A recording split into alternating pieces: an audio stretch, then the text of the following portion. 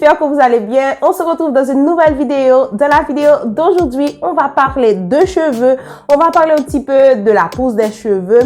Si vous faites partie des gens qui disent que mes cheveux ne poussent pas, qu'est-ce que je peux faire pour que mes cheveux poussent un petit peu plus? Parce que oui, il y a des gens qui m'envoient tout le temps des messages que tu as coupé tes cheveux, ça fait à peine 2 ans et tu as cette touffe.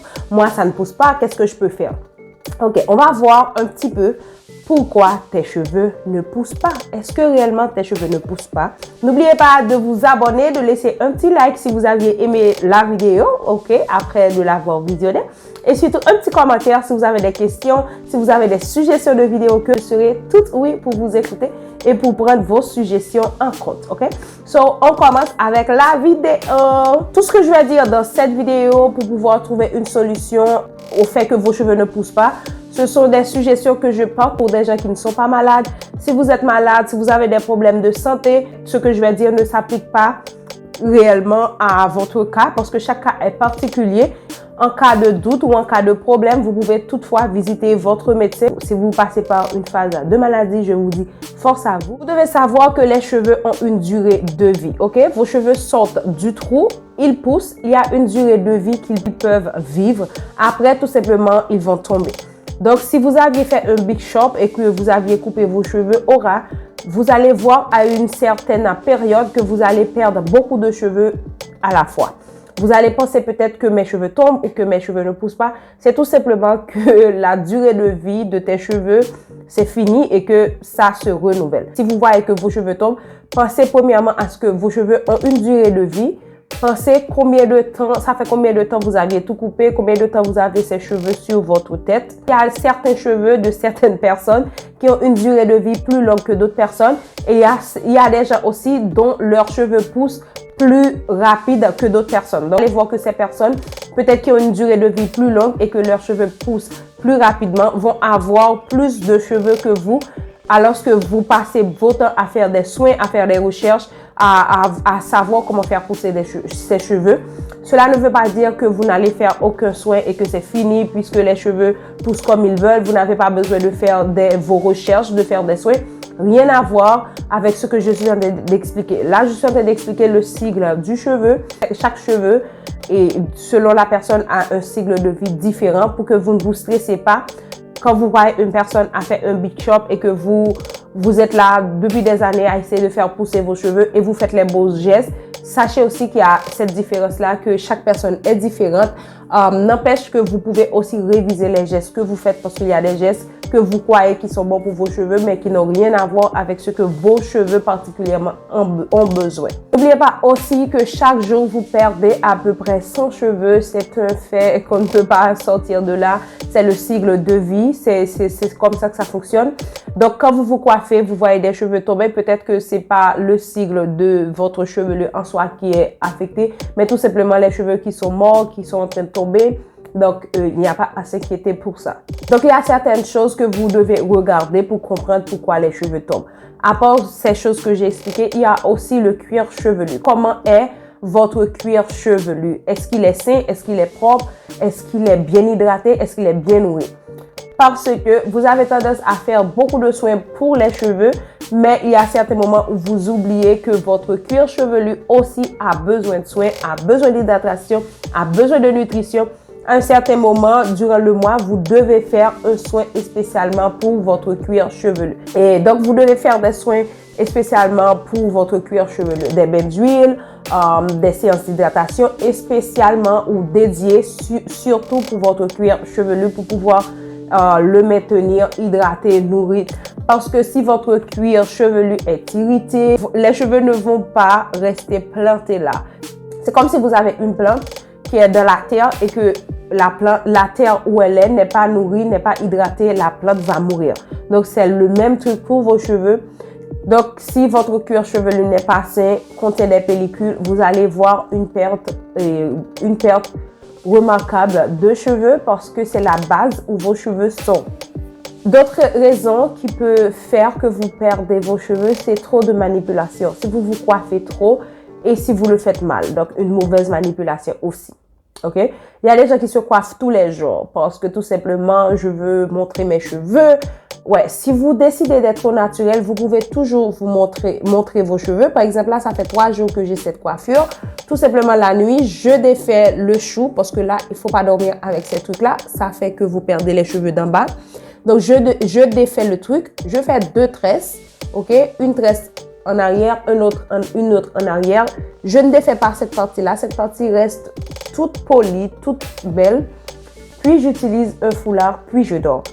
Quand je vais sortir, j'enlève le foulard, j'utilise une brosse pour unir les 2 parties. Et puis voilà, je repars pour une nouvelle journée de travail, une nouvelle journée de sortie, si je vais sortir, tout ça. Donc, ce sont des trucs qui sont super importants pour savoir. Si vous voulez réellement vous coiffer tous les jours, il faut penser à une façon pour que vous n'ayez pas à utiliser de peigne tous les jours et que vous n'ayez pas à défaire la coiffure, à faire une autre coiffure trop compliquée par rapport à la coiffure que vous aviez déjà. Donc ça, c'est un exemple que je vous ai donné. Il y a aussi les gens qui manipulent mal quand elles font leurs tresses ou quand elles défaitent leurs tresses. Il faut prendre soin de bien défaire les tresses au niveau des pointes. Une mauvaise manipulation va vous faire perdre des cheveux. Il y a aussi utiliser les mauvais ustensiles pour vous coiffer. OK? J'ai vu des gens utiliser des peignes toutes petites pour se coiffer alors qu'elles ont des cheveux comme moi, très volumineux. Non seulement ça fait mal, j'imagine pas comment ces gens font parce que moi, j'ai peur de me coiffer. Depuis toute petite, j'aime pas me coiffer parce que ça fait mal. Et je vois ces gens-là avec des peignes toutes petites. Vous allez perdre des cheveux. Et aussi, des gens qui ont tendance à se démêler les cheveux pour que la brosse puisse passer toute lisse comme si elle avait les cheveux lisses. Ça, c'est un truc qui est inexplicable. C'est un truc qui est une grosse erreur. C'est une grosse erreur parce que réellement, vous n'avez pas les cheveux lisses. Donc, vous devez pouvoir tout simplement les démêler au doigt, puis un coup de brosse, un coup de peigne, et puis voilà. Pas besoin de chercher un truc que vous n'avez pas. Si vous aviez décidé de rester au naturel, c'est parce que réellement, vous aimez le naturel ou il y a une raison derrière qui est importante pour vous. Donc, assumez le choix que vous aviez fait. Maintenant, là, si vous ne pouvez pas, vous voulez revenir, vous voulez utiliser un défrisant, vous êtes libre de le faire. Chaque personne est libre de faire ce qu'elle veut. Mais pensez, si vous êtes au naturel, que vous n'avez pas les cheveux lisses, c'est super important. 4e erreur, les filles font leur routine quand elles sont vraiment fatiguées. Pour faire votre routine, vous avez besoin de patience et de temps. Parce que l'on veuille ou non, nos cheveux demandent beaucoup d'énergie et beaucoup de temps.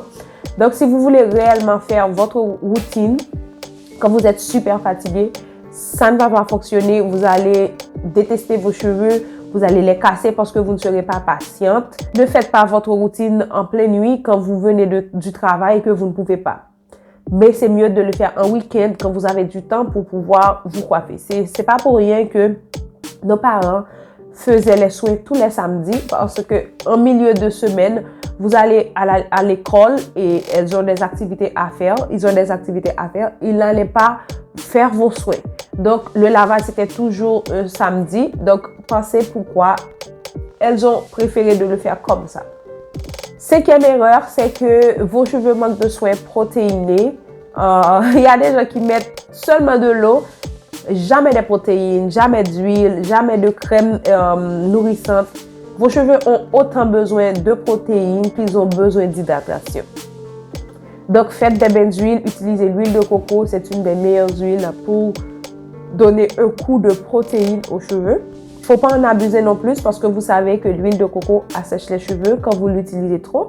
Donc, une très petite quantité d'huile de coco une fois tous les 3 mois va nourrir vos cheveux et vous allez avoir les cheveux en bonne santé. Et aussi, vous pouvez l'utiliser sur votre cuir chevelu pour pouvoir donner de la nutrition à votre cuir chevelu si toutefois vous n'avez pas d'acné. La dernière erreur que les gens font avec leurs cheveux, c'est qu'elles ne stimulent pas la pousse. Un petit massage, un petit soin activateur de pousse. Il y a des gens qui ne font rien de tout ça. Tout simplement, font leur lavage, font leur tresse et puis voilà. Vous avez besoin de stimuler la pousse parce que oui, ça existe. Les petits massages font circuler le sang ok? Vous aurez une très bonne circulation sanguine qui est la base principale de la stimulation de la pousse des cheveux. Faites aussi attention de ne pas trop tirer sur vos cheveux parce que sinon, vous aurez de l'alopécie puisque vous tirez le cheveu avec la racine. C'est comme si vous avez une plante, à nouveau une plante, et que vous tirez la plante avec la racine de la terre. La plante ne va pas continuer à grandir parce qu'il n'y a pas de racine. Il n'y a aucune racine dans la terre, donc voilà, aucune plante. Voilà, je pense que j'ai tout dit. C'est un truc que j'ai pas dit, dites-le en commentaire, vous savez autant que moi. Je vous fais plein de bisous. On se revoit dans une de mes prochaines vidéos. Bye, hasta luego.